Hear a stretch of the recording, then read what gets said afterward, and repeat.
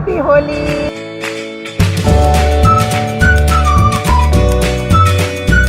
तपाईहरुलाई होलीको धेरै धेरै शुभकामना छ र आज होलीको अवसरमा चाहिँ मैले मालपुवाको रेसिपी लिएर आएको छु। तराईतिर चाहिँ यो होलीको दिन चाहिँ एकदम विशेष रूपमा मालपुवा पकाएर खाने चलन छ।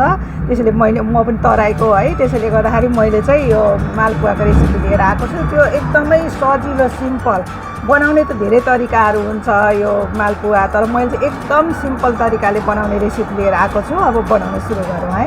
मैले 1.5 कप मैदा लिएको छु। तपाईहरुले मैदाको ठाउँमा गहुँको पिठोको पनि बनाउन सक्नुहुन्छ र यसमा राख्नको लागि चाहिँ मैले 1/2 कप चिनी लिएको छु। चिनी राखिदिउँ। आफूले कतिको गुलियो खाने हो त्यो अनुसारले राख्ने हो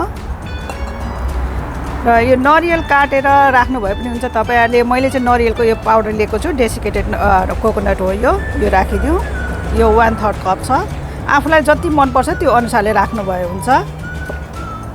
अब मैले यो सौँफ लिएको छु। सौँफ पनि अब कतिको मनपर्छ तपाईहरुलाई त्यही अनुसारले राख्ने हो है। मलाई चाहिँ अलिक धेरै मनपर्छ यो, त्यसैले मैले यति लिएको छु। त्यसपछि यो मैले 3वटा छोरा काटेर राखेको छु, यो पनि राखिदिउँ। यो सबै नट्सहरू, यो सौँफ भने आफ्नो स्वाद अनुसारले राख्ने हो, के राख्ने आफूलाई मनपर्छ, जे मनपर्छ त्यही राख्नु भए हुन्छ। अनि मैले 1/2 टीस्पुन चाहिँ यो सुकमेलको पाउडर लिएको छु, यो पनि राखिदिउँ। अब यसलाई सबै मिलाइदिउँ। यसमा मैले पिठोमा सबै चिज राम्रोसँग मिलाइसकेँ। अब यसमा हामीले थोरै पानी राख्दै मिलाउँदै जाउँ। लम्स नहुने गरी बनाउनु पर्छ हामीले।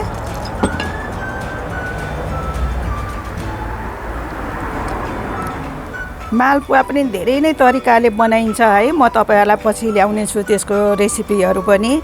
यो चाहिँ सबै जसले पनि बनाउन सक्ने मिठो हुने खालको यो एकदमै सिम्पल तर एकदम मिठो मालपुवा हो यो। अब यसलाई राम्रोसँग फेट्नुपर्छ, धेरै पातलो पनि बनाउनु हुँदैन। यदि तपाईहरुलाई मेरो रेसिपी मनपर्छ भने मलाई लाइक, कमेन्ट र सब्स्क्राइब गरिदिनु होला। हामीले चाहिँ यो पिठो फेट्दाखेरि चाहिँ लम्सहरू रहनु हुँदैन। यसलाई यसरी डाडुले पनि राम्रोसँग फेटौँ।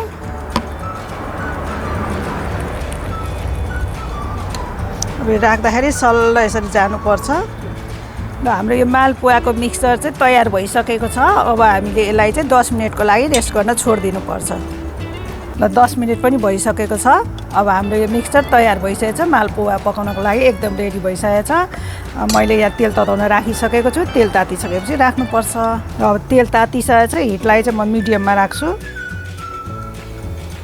अब आफूलाई कत्रो मनपर्छ, कुन साइजको मनपर्छ त्यो अनुसारले मालपुवा राख्दै जाउँ।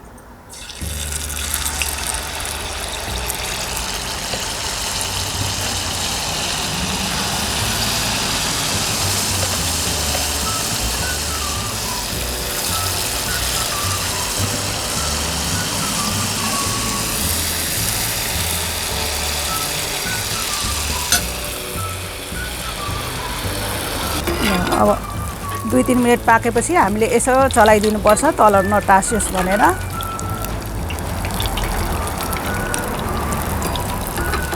अब यसलाई पल्टाउँदै जाउँ हामीले मालपुवालाई।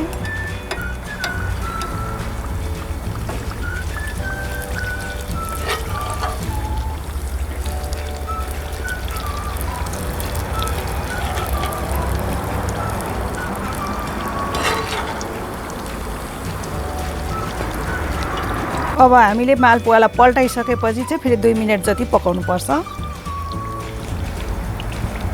यो बिचमा हामीले यसो पल्टाउँदै हेर्दै गर्नु पनि पर्छ। अब तयार भएको जति मालपुवा निकाल्दै जाउँ।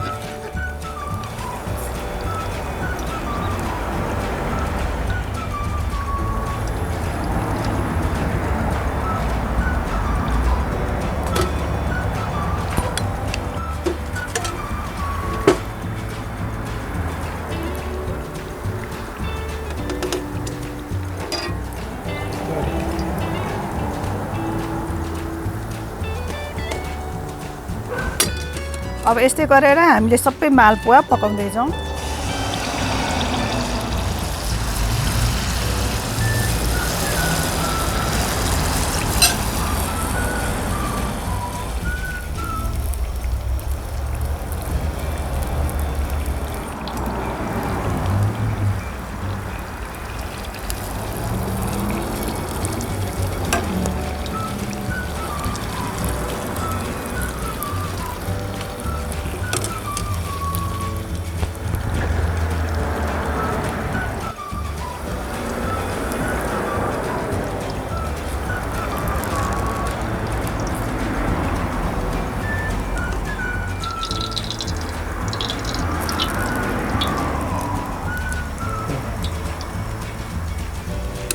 अब मेरो लास्ट बन्दैछ अब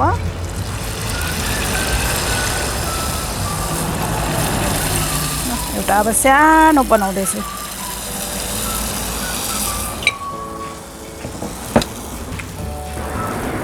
अब यसलाई पनि पल्टाइदिउँ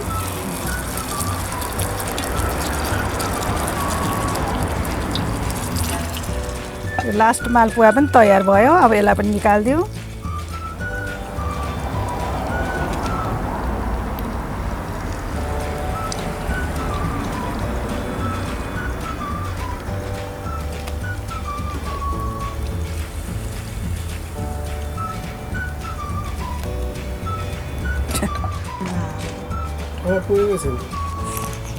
मैले यहाँ अलमन्ड र पिस्ताचियो चाहिँ यसरी काटेर राखेको छु अब यसले चाहिँ हामीले मालपुवामा गार्निसिङ गरिदिउँ